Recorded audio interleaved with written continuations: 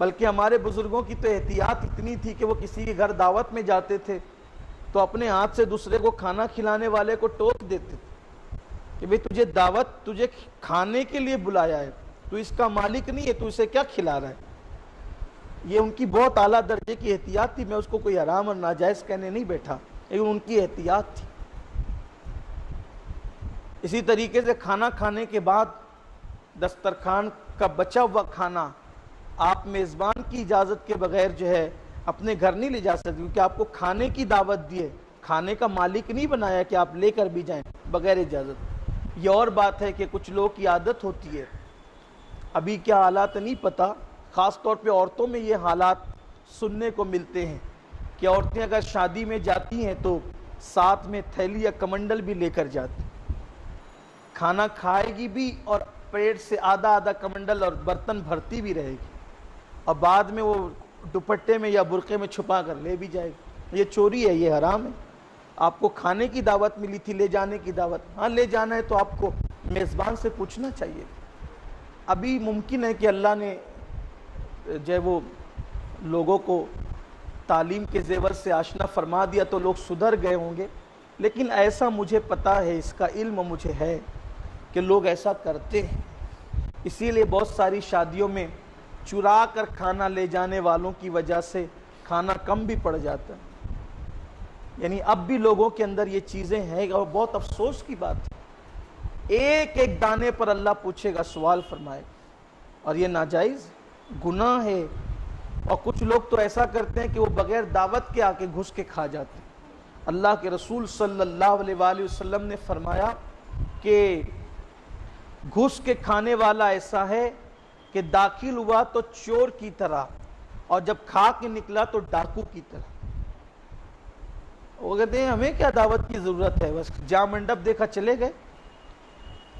تو اسلام اس کی اجازت نہیں دیتا۔ اور کچھ لوگ تو ایسے بھی ہیں کہ دعوت ایک آدمی کی ہوگی تو وہ ساتھ میں سپلیمنٹ لے کر کے چلتے ہیں، چھوٹا سا بچہ کوئی ساتھ میں وہ لے کر، اس کی بھی اجازت نہیں اگر جب تک میزبان اجازت نہ دے۔ ان چیزوں کو سیکھنا ہوگا۔ بچے بولتے چلو کوئی دعوت ہو، گھر میں کوئی نجی طور پر دعوت دے تو، شادی بیاہ کی دعوت ہو یا کوئی دعوت، ایک آدمی کی دعوت ہو تو ایک ہی جائے، دو کی ہو تو دو ہی جائے، تین کی ہو تو بچہ بھی آپ ساتھ نہ لے جائیں۔ یہ احتیاط والی بات ہے۔ اور اگر آپ کو لے جانا ہے تو پہلے آپ اس سے اجازت طلب کریں۔ ممکن ہے اس نے اتنے لوگوں کا کھانا بنایا ہوگا، اگر ایسے 4-5 لوگ 10-20 لوگ ایک ایک بچہ ساتھ لے جائے۔ اچھا کچھ لوگ کی عادت ہوتی، دعوت اس کو دی ہوتی تو وہ اپنے دوستوں کو بھی کہتے چل یار میرے ساتھ چل کے کھا لے۔ ارے تجھے دعوت کھانے کے لیے دی گئی تھی، بلانے کی دعوت تو نہیں دی گئی۔ بہرحال یہ بات دور نہ نکلے، تم یہ اصلاح کی باتیں، اور ہمارا مقصد اصلاح ہے۔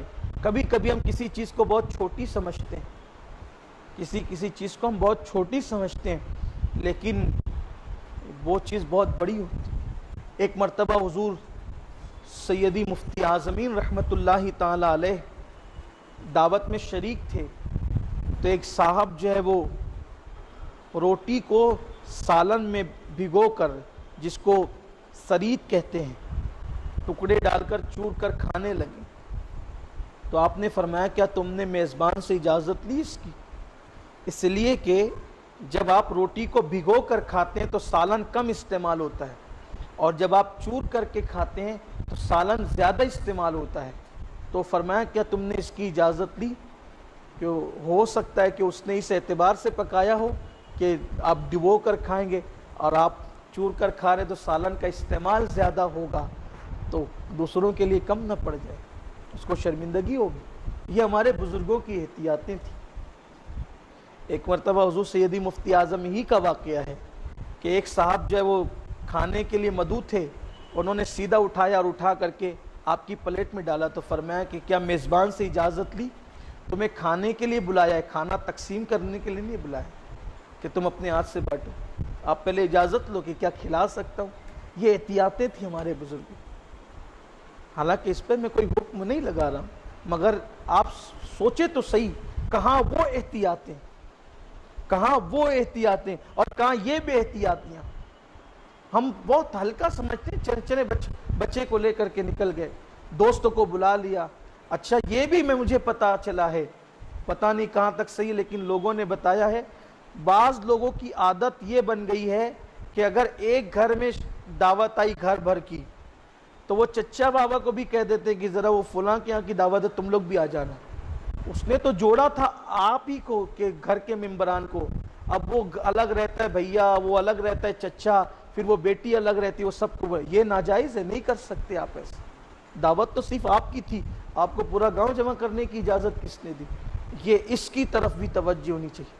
ہمارا مذہب صرف نماز روزے کا مذہب نہیں ہے. میں یہ یہاں مالیگاؤں کے تناظر میں بات کر رہا ہوں، ممکن ہے کہ دوسرے علاقوں کی بات الگ ہو، لیکن یہاں کے تناظر میں یہ بات جو مجھے پتہ چلی ہے، اللہ کرے کہ شادیوں میں میری شرکت اب کم ہوتی ہے تو ہو سکتا ہے شاید اس کی اصلاح ہو گئی ہو اور میں جو وہ بات کو کی تکرار کر رہا ہوں. ایسا بھی ہو سکتا ہے، آپ برا نہیں مانیں کہ آپ جو بات ختم ہو گئی اس کا ذکر کریں، چونکہ مجھے اس کا علم ہے، ہو سکتا اللہ کرے ختم ہو جائے. اللہ ہمیں توفیق دے، ہماری قوم کو توفیق دے کہ ہم دوسروں کا خیال کریں، دوسروں کا لحاظ کریں. بلکہ میں تو اس بات کو بھی پسند نہیں کرتا، میں اس بات کو بھی میں اپنے ساتھیوں کو منع کرتا ہوں. اکثر جہاں دال چائے کھانا ہوتا ہے لوگ جیب میں روٹی لے کر جاتے ہیں اور اس کو پھر وہ کھاتے ہیں بعد میں تو ہم کوشش یہ کرنی چاہیے، یہ بھی آداب ہے دعوت کے کہ جو پکائے وہ کھا لیں، آپ ساتھ میں نہیں لے جائیں. آپ ساتھ میں کھانا لے جا کر کے گویا کہ میزبان کی بے عزتی کر رہے ہیں کہ ہمیں تو حاجت اس کی تھی، آپ نے پکایا. یہ ایک زبانی نہیں بلکہ ایک عملی طور پر یہ گفتگو ہے. اس کو بھی میں کوئی حکمیہ طور پر یا کوئی حکم بیان نہیں کر رہا ہوں، یہ آداب بیان کر رہا ہوں. لوگوں کا دل کا خیال رکھنا چاہیے. آپ کو نہیں پسند ہے تو آپ تھوڑا سا کھا لیں، گھر جا کے آپ روٹی کھا لیں، لیکن یہ جو جیب میں لے کر کے جاتے ہیں نا روٹیاں، میں منع کرتا ہوں لوگوں کو کہ نہ کیا کر. اگر کوئی لے آتا ہے تو پھر میں بے توجہی کرتا ہوں، اس لیے کہ تاکہ آئندہ کے لیے اس کے لیے احتیاط کا راستہ ہو جائے. میزبان کا خیال کرنا چاہیے. اور میں یہ بھی آپ سے عرض کرنا چاہتا ہوں، دعوت کی جہاں تک بات ہے تو اصل کھانا نہیں ہے، اصل میزبان کا دل رکھنے جانا ہے. یہ اصل چیز ہے. آپ کیا کھاتے ہیں یا کیا کھائیں گے یا نہیں کھائیں گے یہ نہیں ہے، وہاں جانے سے اس کا دل خوش کرنا ہے. یاد رکھیے، اس لیے کہ قدرت کے نزدیک مسجد کی تعمیر سے بھی بڑی اگر کوئی نیکی ہے، مسجد کی تعمیر سے بڑی اگر کوئی نیکی ہے تو وہ مومن کا دل خوش کرنا ہے. بلکہ میاں محمد بخش ایک بہت بڑے صوفی شاعر گزرے ہیں، انہوں نے فرمایا، اس شعر کا مفہوم یہ ہے کہ مسجد شہید کرنے پر قدرت کو وہ اذیت نہیں ہوتی جتنا کسی مومن کا دل توڑنے پر قدرت کو اذیت ہوتی. یہ اپنے مذہب کی تعلیم ہے، یہ صوفیاء کی تعلیم ہے، یہ بزرگوں کی تعلیم ہے.